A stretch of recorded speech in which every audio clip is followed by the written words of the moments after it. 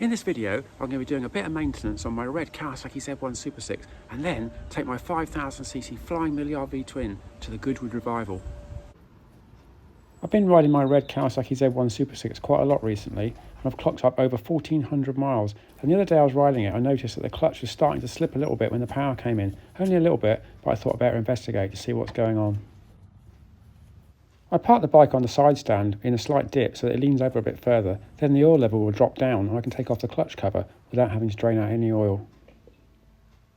It's always good to have a cup of tea when you're working, so I have a quick sip, then get on with the job in hand. The first thing I need to do is remove all the screws from the clutch cover. There are 9 screws to remove, and I use my JIS screwdriver. This is a Japanese international standard and fits the screws perfectly. I feel like I'm being watched, and I look up and there's a pigeon in the bird feeder looking down at me, and another one on top of the house looking down.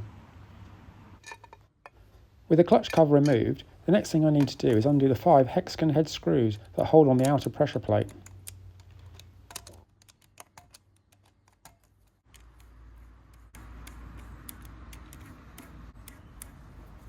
Because the bike is leaning over to the left, the clutch plates are a little bit more tricky to remove, so I use a piece of bent wire and a magnet on a stick, and just pry them out.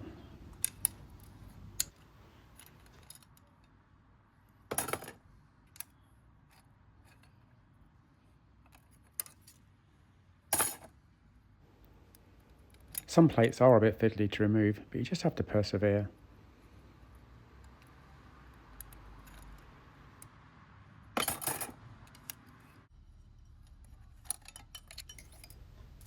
With all the plates removed, I put the metal discs in a plastic tray and give them a spray brake cleaner. This removes any oil from the surface. Then I give them a wipe down with some clean cloth to have an inspection of the actual surface of the plates. They look quite burnished in places, so I'm going to give them a quick braid up with some Abranet cloth to give them a nice surface to key into the new clutch plates.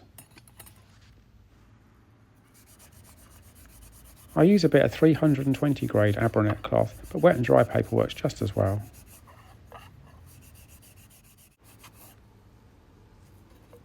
And that looks much better. With all the metal clutch plates abraded, I can reassemble the clutch with new fibre plates.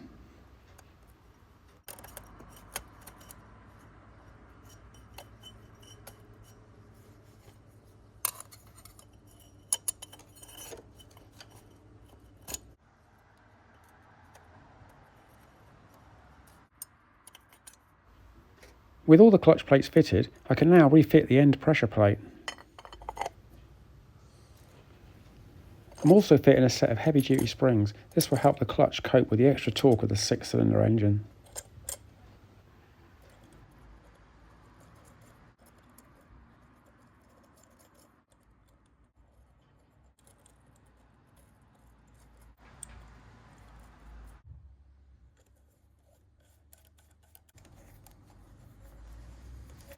I tighten the screws evenly, then replace the outer cover. I'm reusing the original gasket as it was in perfect condition.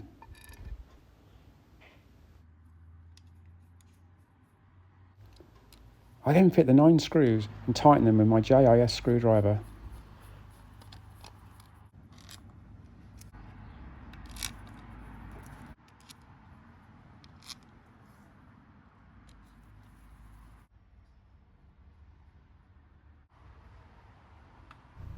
With all the screws fitted, a quick squirt with some brake cleaner removes any grime and oil from the surface. Then we're ready to go around the other side and check that the cable adjustment is still okay. It's really important that the clutch cable and clutch lifter are set up correctly to prevent clutch slip or clutch drag. To do this, you loosen the securing nut on the clutch lifter. You then use a screwdriver, tighten the central screw clockwise, then come back anti-clockwise a quarter of a turn, holding it tight whilst you re-secure the outer nut. This will give the correct clearance on the push rod. The next thing to do is check there's sufficient free play at the clutch lever, and this is just perfect, about 5mm, so the cover can be replaced.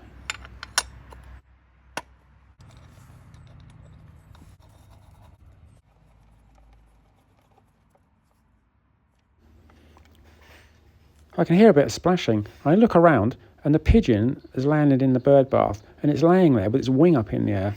Really bizarre. With the bike all back together, it's time for a test ride, so I pop inside to get my helmet, jacket and gloves. But as I'm passing the kitchen, I notice Tracey's doing some more cooking. I hope she's cooking cupcakes, so I rush in to have a look. There's already margarine in the mixer and she's just adding some sugar. I look around and see the cupcake recipe, so that's brilliant. The margarine and sugar are whisked up into a thick paste. She tests the consistency with a knife and it's just perfect. She then cracks eggs into a cup and adds them to the mix.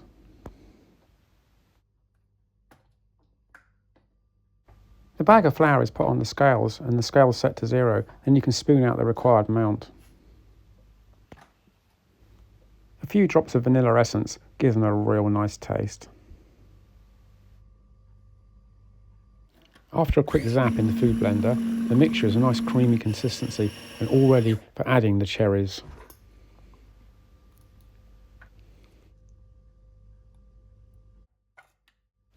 I'm sure that's not enough cherries. I like lots of cherries in my cupcakes.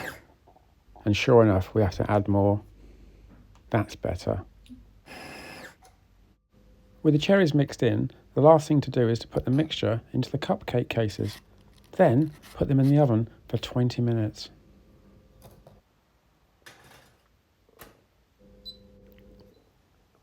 After 20 minutes, Tracey gets them out of the oven and puts them on the top to cool, and they look just perfect. I can't wait to try one, and it's almost coffee time, so we make some coffee, go and sit down at the table, and I read my latest magazine column and have some cupcakes, and they were so nice. So now I'm all ready for my test ride.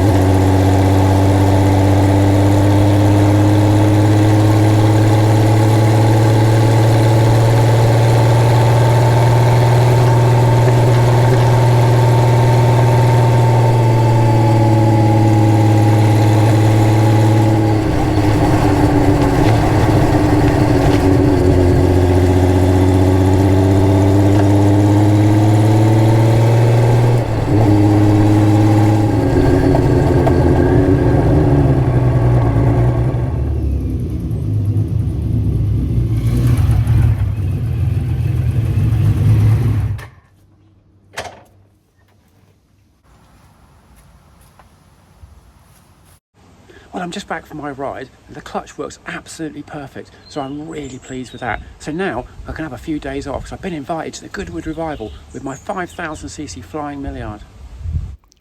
I met the Duke of Richmond at the Sammy Miller Motorcycle Museum when I was there with my Flying Millyard 5 litre V Twin. He liked the bike and said, would I like to bring it to the revival? I said, yes, that'd be brilliant. So he sent me some tickets. I was well chuffed.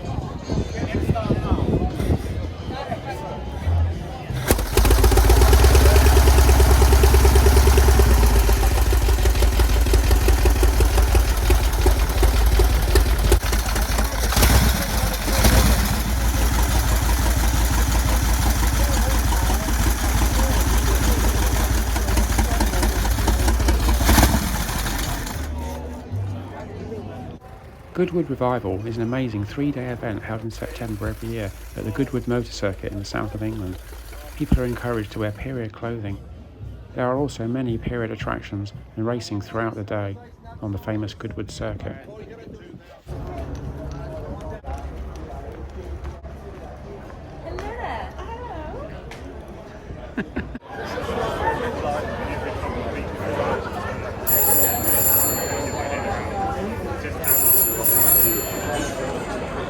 Hello?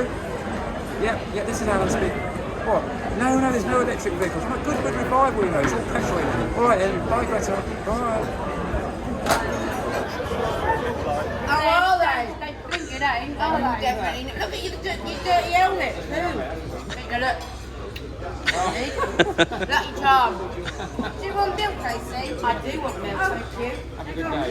You too. Yeah. Where's that?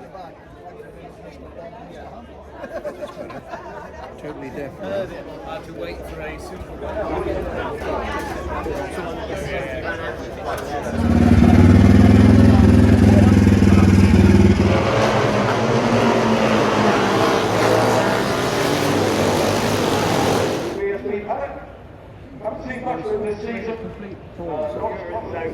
This boy has got to be really kind to the motorbike in the first part of the race. Look at me out there. So did you ride the bike here yourself? No, I just traded this time, but I'm riding it, normal shows, but I had to bring loads of stuff. So, who's are these then? Who are these?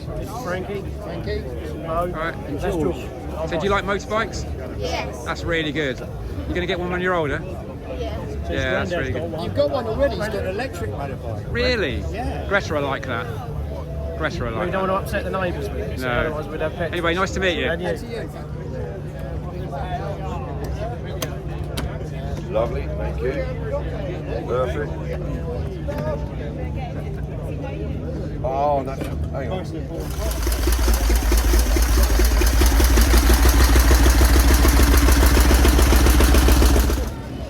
Great to meet you, Alan. You're just so inspiring. I love what you do on YouTube. It's brilliant.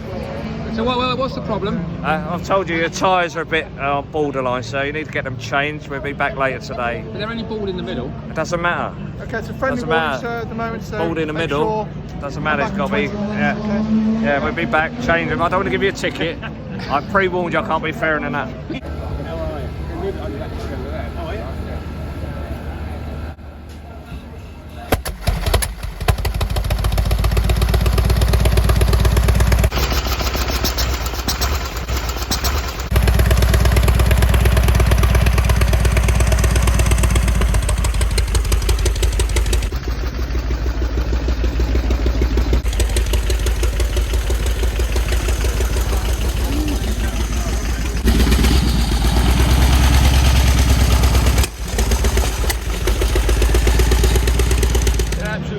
To meet the only man who cut a straight line with a hacksaw in the world. Absolute genius.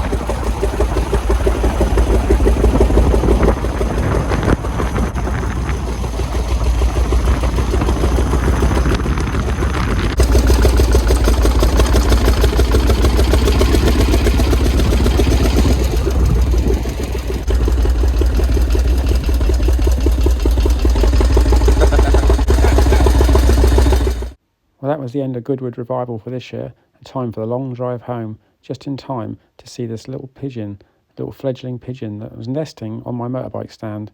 Very strange. And the hedgehogs were proper noisy as well.